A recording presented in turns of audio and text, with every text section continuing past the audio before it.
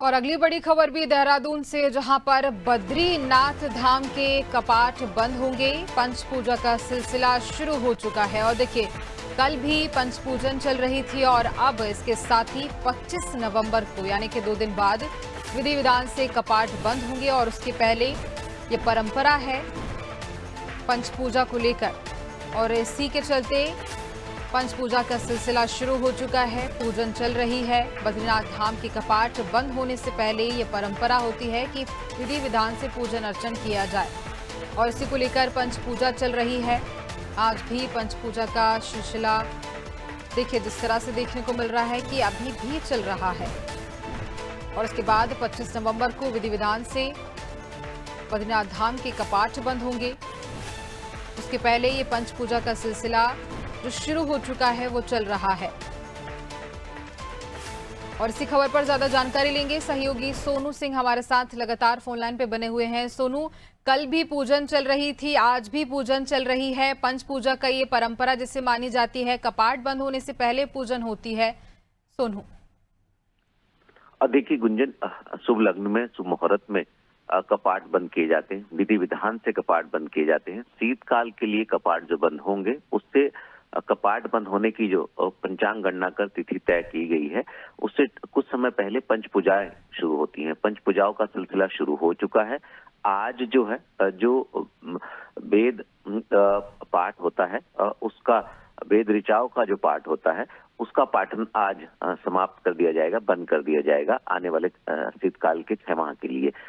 इसके साथ साथ जो कपाट बंद होने की प्रक्रिया है उससे संबंधित जो तैयारियां हैं इनको भी अंतिम रूप दिया जा रहा है, क्योंकि विश्व प्रसिद्ध बद्रीनाथ धाम के जो कपाट हैं वो 25 नवंबर को दोपहर 2:56 पर विधि विधान से वैदिक मंत्रोच्चारण के साथ कपाट बंद कर दिए जाएंगे। और इसके बाद फिर धन कुबेर और उद्धव जी की जो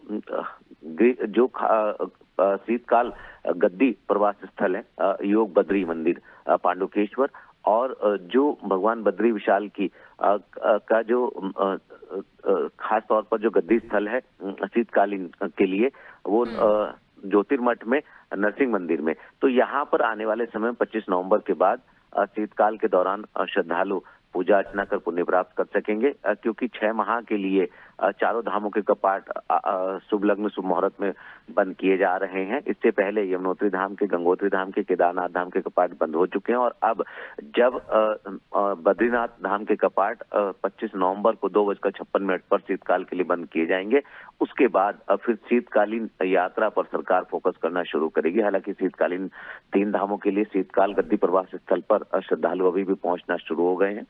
चूंकि लगातार सरकार 4 धाम यात्रा से संबंधित जो व्यवस्थाएं हैं, जो सुरक्षा है और यातायात से संबंधित जो तमाम पहलू हैं उन पर फोकस करती है। अब 6 माह के लिए जहां पर बद्रीनाथ धाम में मास्टर प्लान के तहत जो पुनर्निर्माण के दूसरे चरण के कार्य होने, वो और जो केदारनाथ धाम में जो पुनर्निर्माण के कार्य होने तीसरे चरण के, इन सभी कार्यों को की रफ्तार बढ़ाने के प्रयास किए जाएंगे। और उम्मीद ये की जा रही है कि जैसे ही 25 नवंबर को बद्रीनाथ धाम के कपाट बंद होंगे, उसके बाद बड़ी संख्या में श्रद्धालु शीतकालीन यात्रा के दौरान उत्तराखंड में रुक करते हुए नजर आएंगे।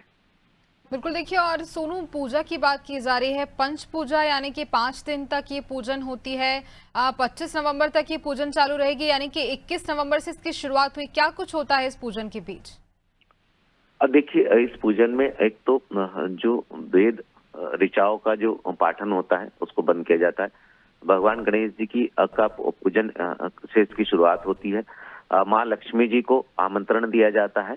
और इसके अलावा भी और पूजा की विधि है जिनको अपनाया जाता है। और 5 दिन तक ये पूजा का सिलसिला जारी रहता है। और उसके बाद फिर गर्भगृह में लक्ष्मी जी के आमंत्रण के बाद फिर उद्धव जी और धन कुबेर जी को लाया जाता है। और भोग आरती करने के बाद विधि विधान से वैदिक मंत्रोच्चारण के साथ कपाट बंद किए जाते हैं। और इस दौरान ये भी माना जाता है कि देवतागण जो है, जो परंपराएं हैं, धार्मिक परंपराएं गुंजन, इसके तहत 6 माह तक देवतागण जो है वो भगवान बद्री विशाल श्री हरि नारायण की पूजा करते हैं। और 6 माह के बाद जब विधि विधान से कपाट खोले जाएंगे, उस दौरान फिर से श्रद्धालु जो हैं वो भगवान बद्री विशाल के दर्शन कर सकेंगे। बिल्कुल सोनू, आगे भी आपसे जानकारी लेंगे, आप बने रहिए हमारे साथ।